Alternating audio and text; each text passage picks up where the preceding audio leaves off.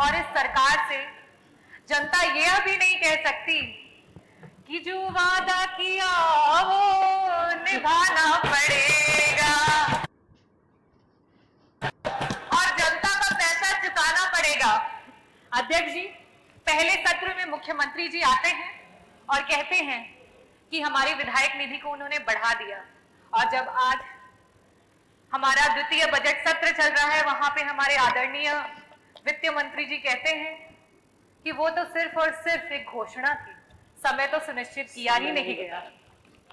तो आदरणीय अध्यक्ष महोदय, उसी प्रकार से ये जो अभिभाषण हुआ, ये जो बजट प्रस्तुत हुआ, इन्वेस्टर समिट मीट जो 2018 में हुआ और 2023 में हुआ, ये सब की सब घोषणाएं हैं और जनता ये जान रही है कि इसका समय अभी तक सुनिश्चित नहीं हो पाया।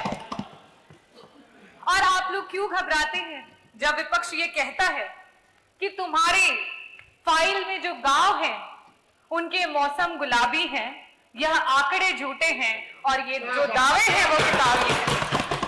और ये बड़ा ही सीरियस मैटर है क्योंकि ये crisis of credibility of leadership है अध्यक्ष महोदय, और इसको संज्ञान में लेना चाहिए। अभिभाषण के दौरान और काफी सारे हमारे जो पक्ष के सदस्य हैं उन्होंने बहुत तारीफें की और कहा कि प्रदेश इस विभाग में 1 नंबर पे पहुंच चुका है, उस विभाग में 1 नंबर पे पहुंच चुका है। बिल्कुल सही कहा आप लोगों ने।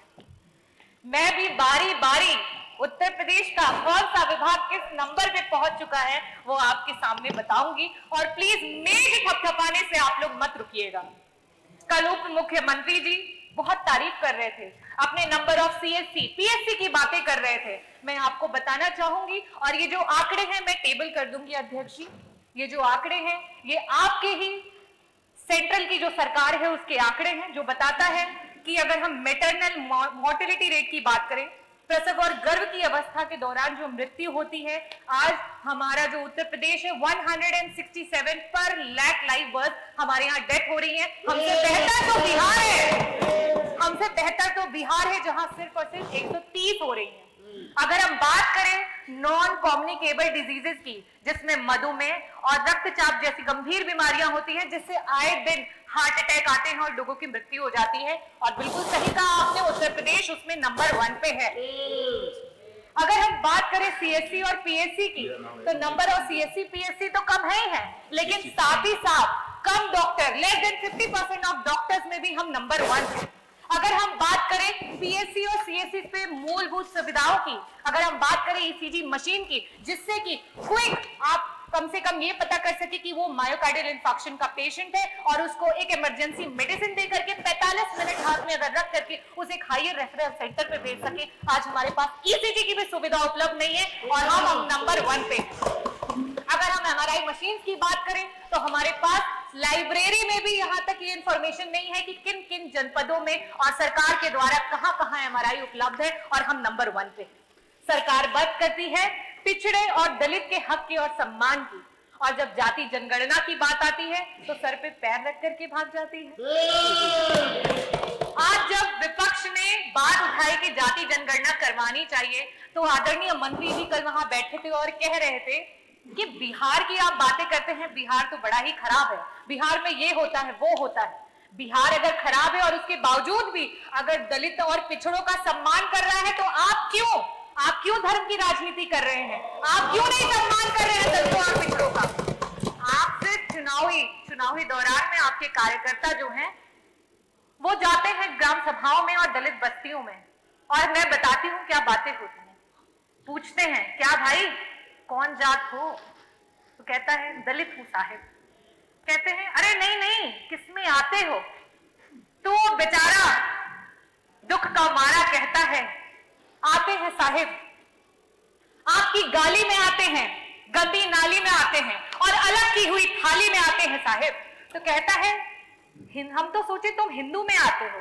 बोले आते हैं ना साहिब, लेकिन सिर्फ और सिर्फ आपके चुनाव में। और आप हक की बात करते हैं, आपके एनसीआरबी के आंकड़े बता रहे हैं कि आपके प्रदेश में सबसे ज्यादा एससी और एसटी कम्युनिटी पे जो है वो क्राइम्स हुए। आज कानून व्यवस्था की बात पर भी थपथपाई जा रही है और एनसीआरबी के आंकड़ों को बताया जा रहा है।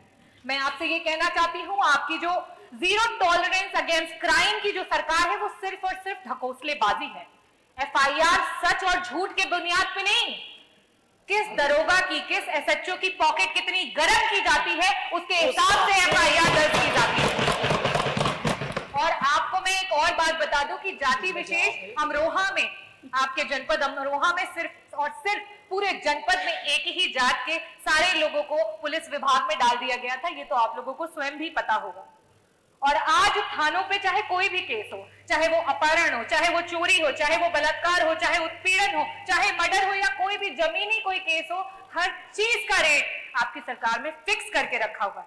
और उत्तर प्रदेश में अगर महिला उत्पीड़न की बात करें तो मैं एनसीआरबी का ही आंकड़ा आपको बताती हूं कि पर लाख विमेन में 51 महिलाएं हैं जो उत्तर प्रदेश में उत्पीड़न और क्राइम का शिकार हो रही हैं। लेकिन वही बिहार हमसे बेहतर है, वहां पे 30 महिलाएं हो रही हैं। कन्विक्शन की रेट पे आप कहते हैं कि हम बहुत सारे लोगों को कन्विक्ट कर रहे हैं, लेकिन आप जिस चीज पे खुश हो रहे हैं जरा देखिए कि आपसे प्रदेश और भी हैं जो कन्विक्शन रेट में आपसे भी बेहतर है। आज आपका प्रशासन संविधान की धज्जियां उड़ा रहा है।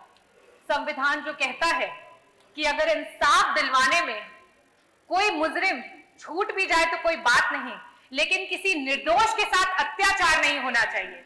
कानपुर देहात में वो मां बेटी जिस तरीके से जल गई, क्या वो किसी तरीके से संविधान के अनुरूप हुआ? आज ये बुलडोजर सरकार है जहां सबने अपने होठ सी लिए, उस पे कुछ चंद लाइनें बोलूंगी। खामोशी ना ओढ़ो, तुम जुबान खोलो, इस जालिम हुकूमत के खिलाफ बोलो। यहाँ मजलूम हर रोज सताए जा रहे हैं, घर कभी गिराए तो कभी जलाए जा रहे हैं। धन्यवाद, धन्यवाद डॉक्टर रागिनी। 1 मिनट हो गया, पूरा समय हो गया, 7 मिनट 10 सेकंड हो गया। नहीं, श्रीमती रजनी तिवारी, धन्यवाद। मुझे लग रहा था आप बिहार में भाषण दे रही हैं। मेरी बात सारी करनी चाहिए लेकिन समय की सीमा। चलिए,